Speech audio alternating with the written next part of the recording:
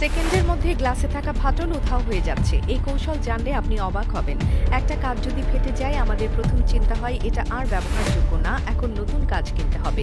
কিন্তু প্রযুক্তি এতটাই এগিয়ে গেছে যে এখন এক বিশেষ তরল দিয়ে মাত্র 1 মিনিটেই সেই ফাটল মেরামত করা সম্ভব। গ্লাসে ফাটল ধরেছে শুনলেই আতঙ্কিত হওয়ার কিছু নেই, কারণ এখন বাজারে পাওয়া যাচ্ছে এক ধরনের গ্লাস রিপেয়ার ফ্লুইড, যেটা ফাটলের ভেতর ঢুকিয়ে তা এমনভাবে ভরাট করে যে সেটা প্রায় অদৃশ্য হয়ে যায়।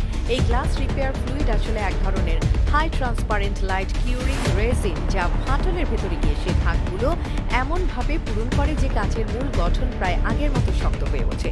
এই রেজিনের একটা বড় বৈশিষ্ট্য হলো এর রিফ্র্যাক্টিভ ইন্ডেক্স বা আলোর প্রতিফলনের ক্ষমতা কাঁচের সমান। ফলে আলো এতে দিয়ে যাওয়ার সময় বাঁক খায় না এবং ফাটল আর চোখে পড়ে না।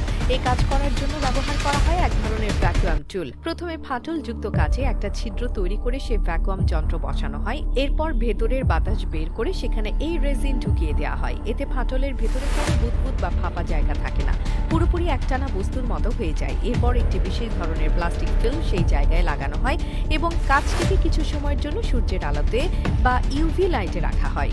20 থেকে 30 মিনিট পর এই রেজিন জমে একেবারে শক্ত হয়ে যায়। এরপর উপরের ফিল্ম সরিয়ে অতিরিক্ত রেজিন ব্লেড দিয়ে কেটে ফেলা হয় এবং পুরো জায়গাটা পলিশ করে আগের মতো স্বচ্ছ করে তোলা হয়। এই পদ্ধতিটি সাধারণত গাড়ির উইন্ডশিল্ড মেরামতের ক্ষেত্রে সবচেয়ে বেশি ব্যবহৃত হয়, কারণ নতুন কাজ বসানো শুধু ব্যয়বহুল নয়, সময়ও লাগে অনেক বেশি। আর এই কৌশল ব্যবহার করলে অল্প খরচে ও দ্রুত সময়ে ফাটল মেরামত হয়ে যায়।